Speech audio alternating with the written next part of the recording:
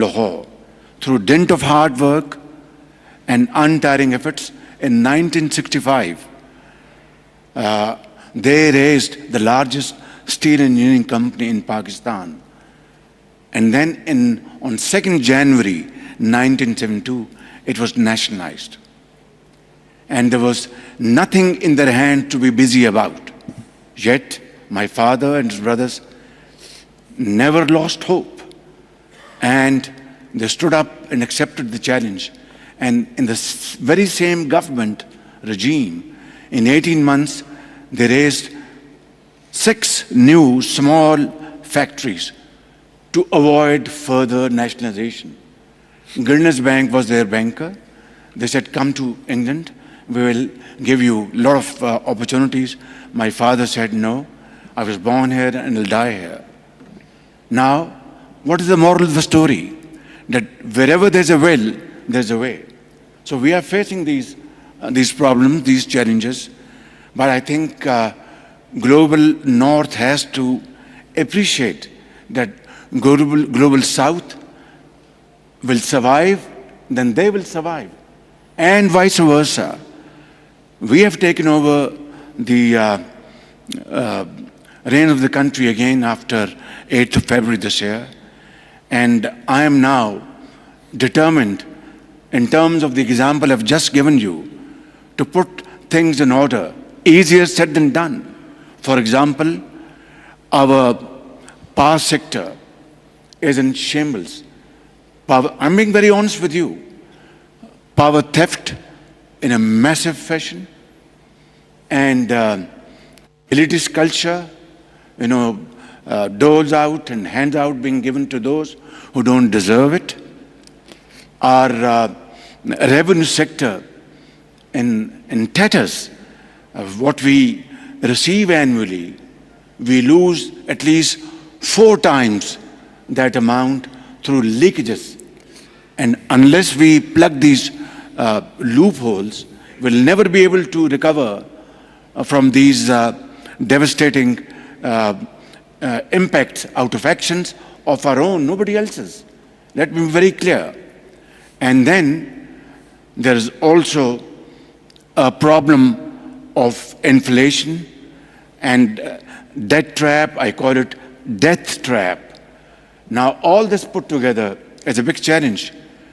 I have to acknowledge from the core of my heart the support we have been given and received from Saudi leadership.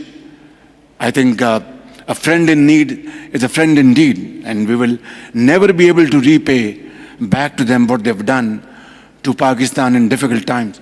My friend, under his watch, DFID has been outstandingly supporting Pakistan in education and health.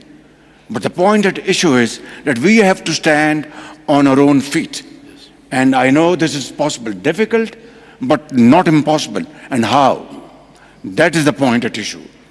We are now going for massive reforms, deep-rooted structural reforms. It'll hit me as Prime Minister. Obviously, I have to provide leadership by example, ladies and gentlemen. Without that, nothing will happen. And then, of course, we have to go for austerity, meaningful austerity, just not for publicity. And 3, we have a very young population. And this young population, which go into hundreds of millions of boys and girls, is a challenge, yet a great opportunity.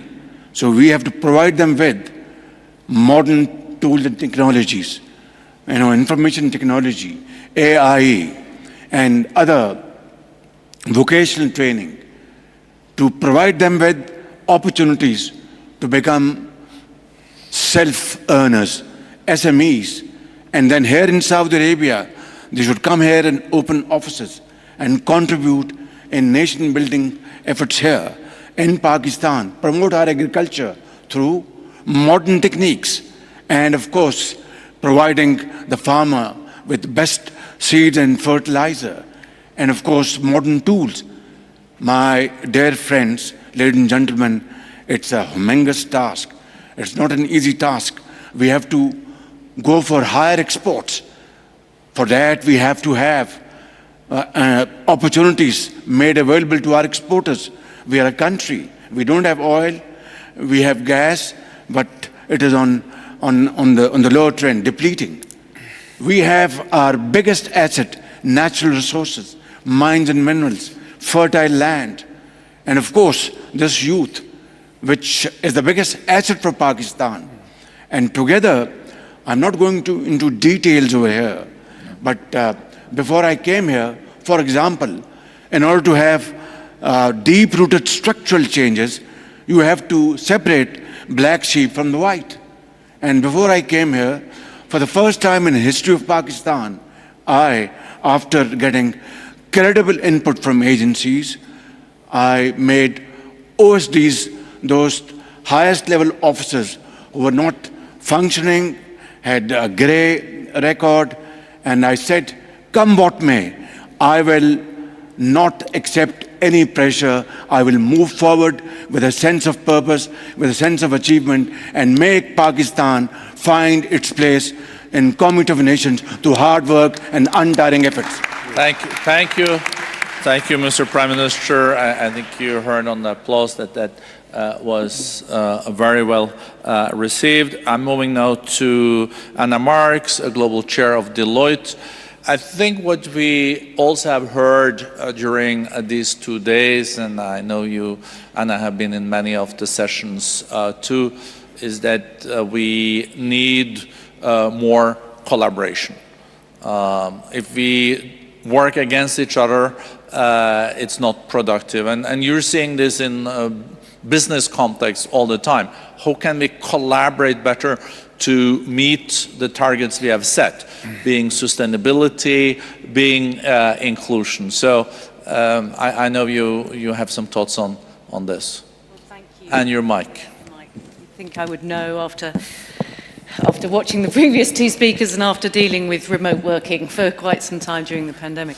Thank you for the question, and thank you for the World Economic Forum and the Kingdom of Saudi Arabia for convening and hosting this special meeting. It has been a fantastic couple of days, and it has been inspiring to hear the openness, the enthusiasm, the acknowledgement, the optimism, despite the complexities, some of which we've heard just now. And you talk about collaboration and how is collaboration important, particularly when we look at inclusive growth, sustainable growth, growth that means that we can grow in a way that's fair and proportionate across societies, across geographies. And we can't do that without collaboration. And if we just pause on what we mean by collaboration, because actually these meetings are a great forum for debate and discussion and to start to collaborate. But that's very, very different from cooperation. And we hear about cooperation, but really all that is about assigning each other different tasks, working alongside each other, and ensuring that what I do doesn't disrupt what you do. Collaboration is different.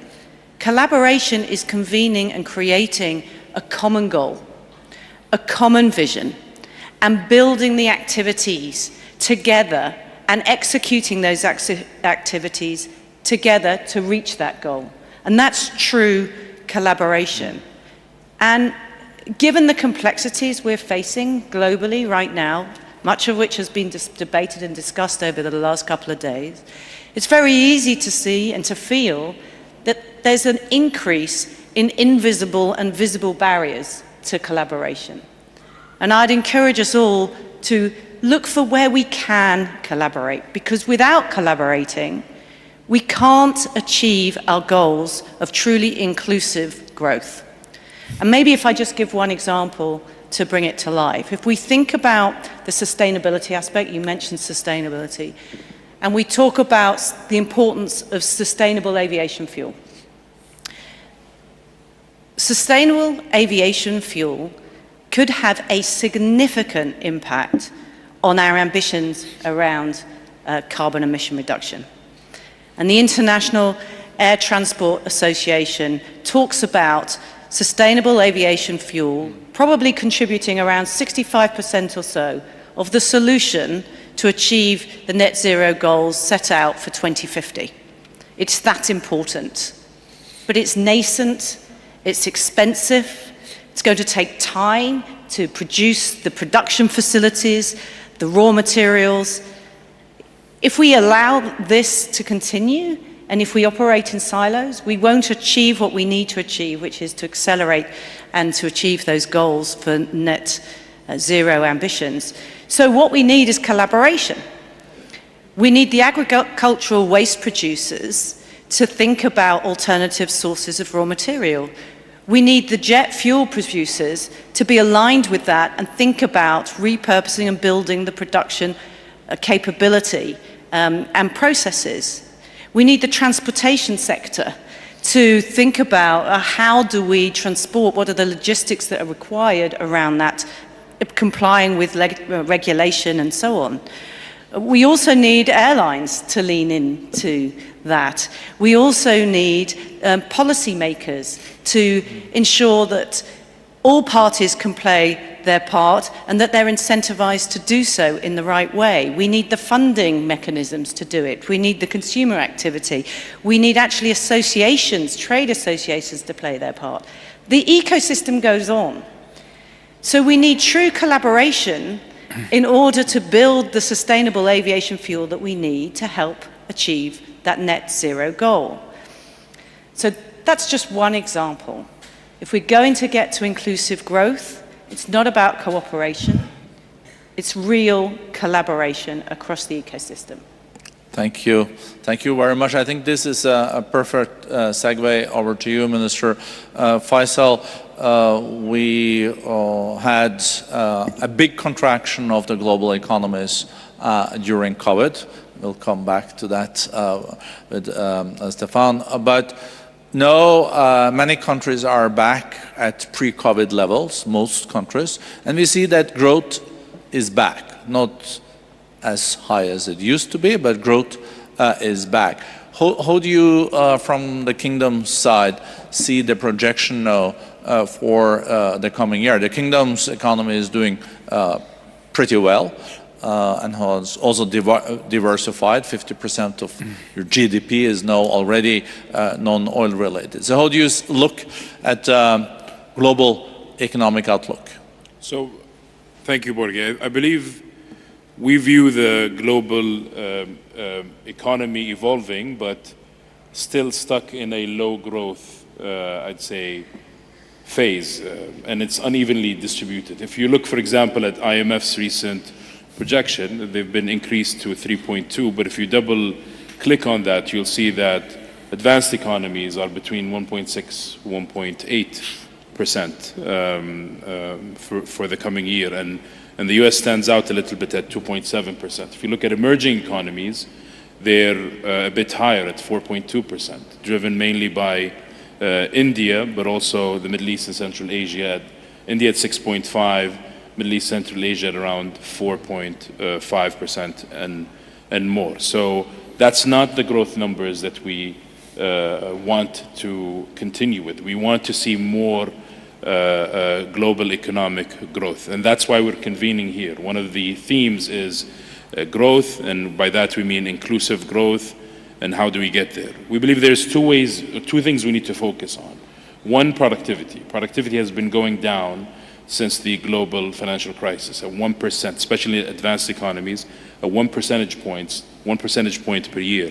Maybe the US has seen an upward trend recently, but that's still the story. In emerging economies, there are two groups.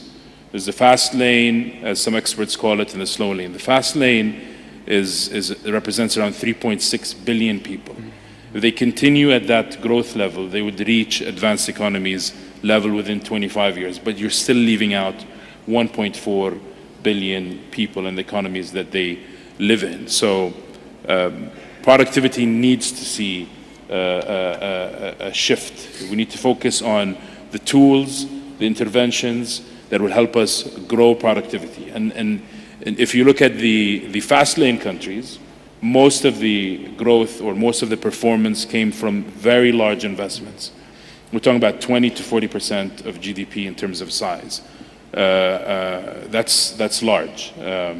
It's very hard for you to emulate that in emerging economies or most emerging economies. So policies need to be put in place, investments need to be attracted to the right productive sectors so we can see an upward shift in productivity. That brings me to the second point, which is, I'd say, collaboration or fragmentation. A more fragmented world is a lower growth world. That's a fact. And with fragmentation comes a lot of costs. So we might be happy with the growth rates in some areas, but we know that without collaboration, we can't really achieve higher growth rates for the global economy. We've seen trade profiles change. We've seen countries geopolitically at distance from each other. We've seen, despite that, 20% of trade is across these geopolitical lines, and 40% of that is actually in very crucial products that are highly concentrated. So we need to acknowledge that no country or region can be self-sufficient in a very optimal fashion. Every region needs to import at least for 25% of its consumption from other regions. Coming together and acknowledging that fragmentation is not the best solution, and actually thinking about what Anna said in terms of collaboration, putting together solutions to some of the things that are pulling us apart. And as an example, the recent Middle East conflict and the need for us to find a solution for it is just an example. If we succeed in creating, just as an example, peace in the Middle East, finally, and a lasting peace, this will remove many of the headwind in front of global progress and global economic development. So we need to keep in mind productivity and fragmentation. Well, thank you. Thank you so much, Minister, and you're so right. There is no countries that are in war or conflict that have even met the Millennium Development Goals or the Sustainable Development Goals. A prerequisite is that you also have peace. I think that's such it's an incredibly important point. Coming to you, Stefan Bancel, Moderna, I think we all know what Moderna is. We had this question, was it Pfizer or Moderna? You got the last vaccine. I still think we remember that. The reason why I'm mentioning this is that during COVID, it was this pandemic, we've also reminded that health is not only a cost. It's also makes sense to invest in health and preparedness. It is a good investment. The cost of inaction far exceeds the cost of action. Before we looked at, oh, the costs are now increasing, maybe we can cut here or here. And how do you see, of course, not only to avoid future pandemics, but also how do you see, as a pharmaceutical company, that these can be investments and part of reviving growth? Sure. So thank you for having me today. Congratulations to the WEF and to the Kingdom for this great few days, for this special meeting. And it's really exciting to see the change in the Kingdom. I had the chance to come over the last 20 years and to see the dynamism, the optimism, and all the great things happening. Congratulations. So I think too many people, too many policymakers, too many business leaders took healthcare as granted. It was a given. If you take it at a very personal level, if I'm sick, I cannot be a good husband, I cannot be a good father, and also I cannot be a good colleague to my co-workers, and it's true for every one of us. And so health is not a given, and I believe health is never a given. And it's a bit like the environment. That's an analogy I would like to draw here, which I think is important. You know, my wife likes to say, bees don't send invoices. But if we don't have bees anymore, we're all going to be in big trouble. Trees don't send invoices. But if there's no more trees providing oxygen, we're not going to last very, very long. And so I think it's important that we always consider as leaders what is required to enable the prosperity of the people and the growth that is necessary. Just look at long COVID, it is terrible. In the US so far, there has been 16 million people. 16 million people with long COVID, mostly young people in their 20s, their 30s, their 40s. You hear some stories, they are horrible. Somebody who used to be able to jog 5 kilometers a day can barely walk now because the lung damage, which is permanent, is very profound. And it's around the world, young people. 4 million Americans out of job right now because of long COVID. Think about the impact it has on them as people, their families, and on the economy. Think about it as an impact on inflation, just having this talented labor pool not available to create value. You know, a lot of time we talk about healthcare, but I would like to propose that we actually talk about healthcare, but it's not healthcare that we are doing as a society. It's sick care. We are mostly taking care of people that are sick. And if you think about it, we have to really invest much more in prevention.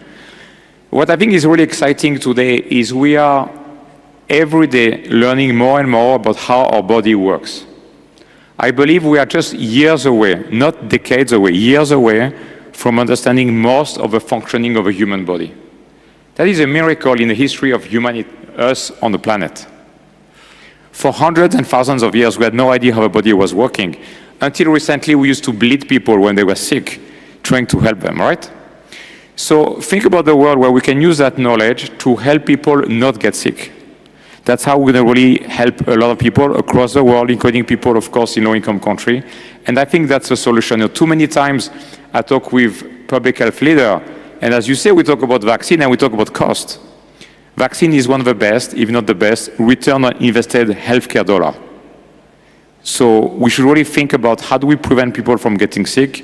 The world will be much better and all of us can enjoy a great life versus taking care of people who are already sick.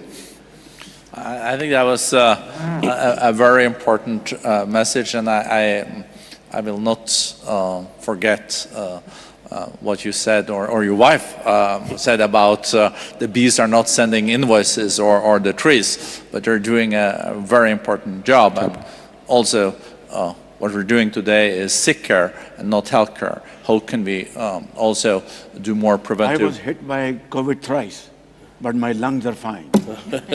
So I'm glad, but I thought that number of Americans with 16 million with long COVID, it was a staggering number. But we don't want to be at the end of the panel because I'm seeing the clock is really ticking up there. You can see it, but it tells us that we have to land. But I don't want to end on a negative note either. So I was thinking, Stefan, that I just read that Moderna is working on 3 new vaccines. I think they're at trial with the experimental vaccines against new viruses.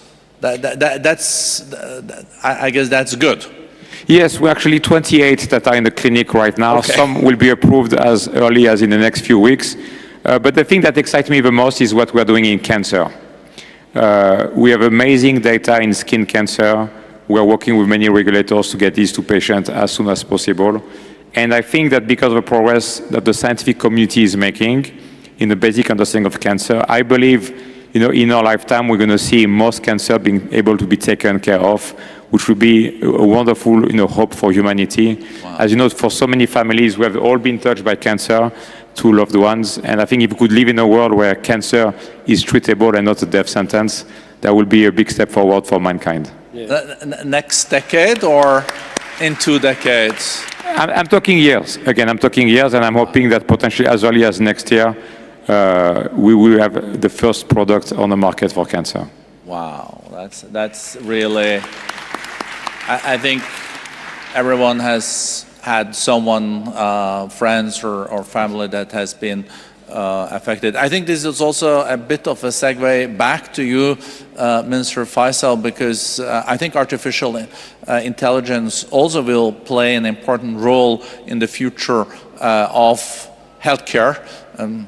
I guess also sick care, but artificial intelligence can also respond to what you mentioned about decreased productivity. Productivity is really prosperity. When you can increase productivity, you can pay people higher salaries for doing less, or you can produce higher up in the value chain. I think you have an announcement on artificial intelligence to share with us today. Just as a backdrop, maybe, Borge, and to answer your previous question as well. Under Vision 2030, the kingdom's economic evolution has been moving very robustly. Our non-oil growth, which is what we're very proud of, in 2022, when the kingdom was the fastest G20 economy in growth, grew at 5.9%, and that momentum is still continuing till today. The IMF projects our non-oil growth to be 5% this year, 5.1% next year. So this is very important for us. Because of our diversification by design, we're moving away from very productive sectors like oil and petrochems and financial services, which means there is a pressure on our productivity to decline. Since Vision 2030, that decline has slowed down. But we're looking for more ways to improve productivity because we want to become a productivity-led economic growth story, not just a resource-led one. And that has led us to prioritize research, development, and innovation, human capital development outcomes, and investments in technology.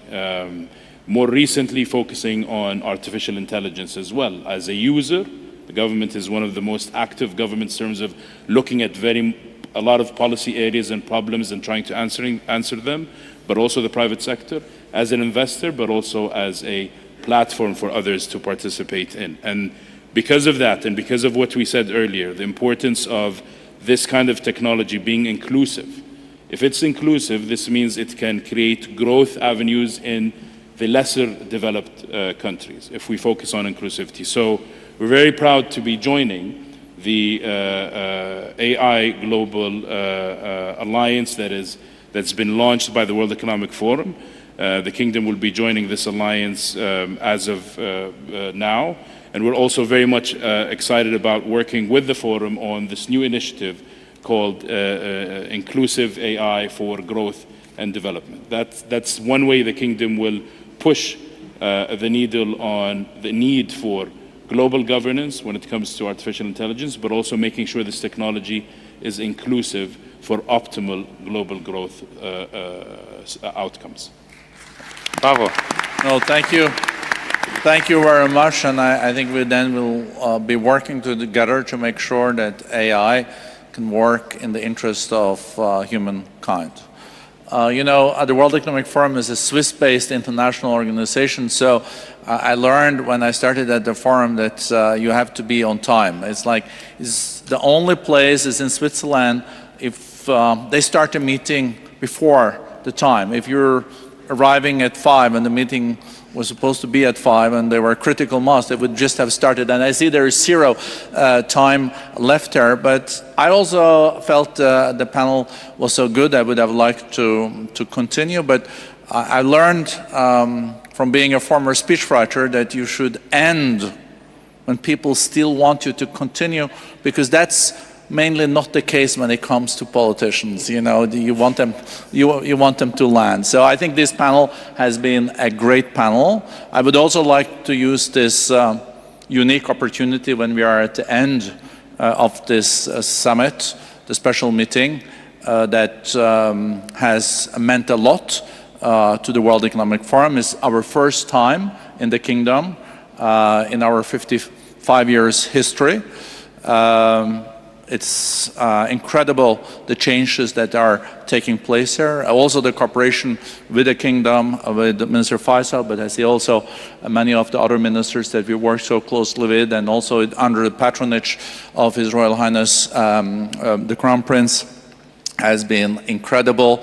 So we feel that this has been a highlight in a world where we need, as Anna also said, to collaborate. More dialogue is needed, and we have had 92 different nationalities, nations represented here. I would also like to use this opportunity to thank my teams at the World Economic Forum, together with Minister Faisal. I think they have not really slept that much during the last weeks, and the 2 last nights, I think there has been no sleep. but they're very committed. I'm very thankful for putting all this together, and I think we all aspire, if we are re-invited, to come back to the kingdom. I would like then to introduce for closing remarks my colleague, our director for Middle East and North Africa, Maroon Kairouz. Maroon, thank you to you and your team and the teams for the incredible job. Thank you, Borge, for your leadership. Esteemed panelists, thank you. And first and foremost, thank all of you for your devoted engagement during the past couple of days for this first meeting in Saudi Arabia, as you said, Borge. The meeting has taken place at a crucial time for the region and for the world against a backdrop of geopolitical fragility. So it was incredibly important that we hold it at this time. At the closing of this meeting, I just want to end on a positive note, as you were saying, and mention some of the concrete outcomes or key discussions that took place during the course of the meeting. First of all, we hosted important dialogues on the geopolitical situation in the region to build trust between key regional and international actors and make progress towards peace against, again, a complicated geopolitical backdrop. Another example is we held similar dialogues with top government officials from key emerging economies, including Malaysia, Turkey, and Mexico, which are pivotal in the global supply on global supply chains in the current geo-economic landscape. In addition, Saudi Arabia and the Bill and Melinda Gates Foundation pledged to work together to help protect 370 million children annually from polio.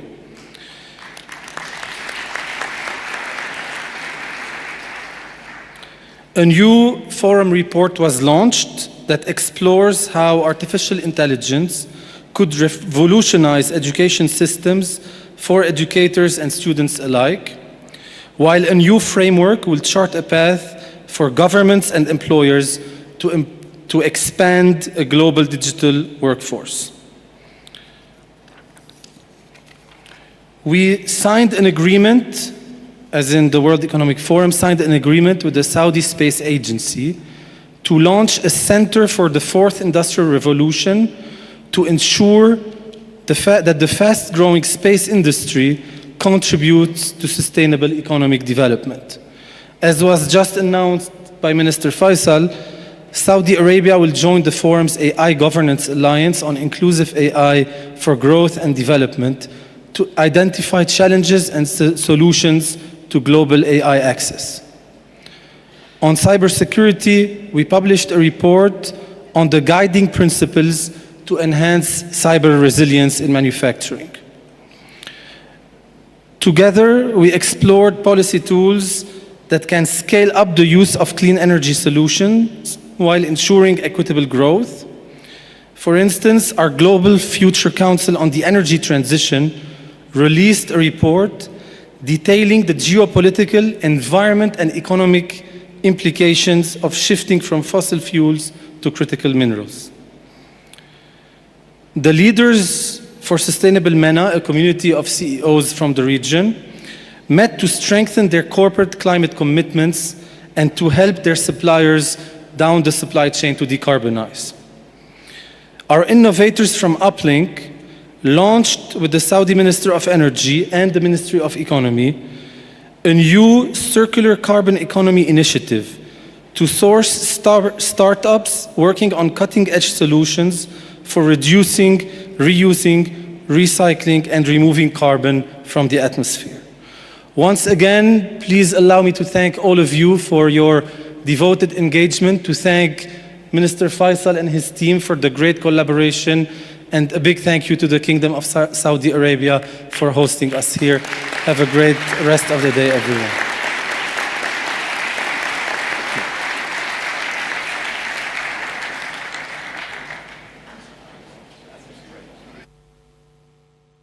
रियाज में आलमी इक़्तिसादी forum के ख़ुसूसी इजलास का इख्तितामी session. वज़ीर-ए-आज़म मोहम्मद शहबाज शरीफ ने इस इख्तितामी session में शिरकत की, इजहार ख्याल भी किया। वज़ीर-ए-आज़म कहते हैं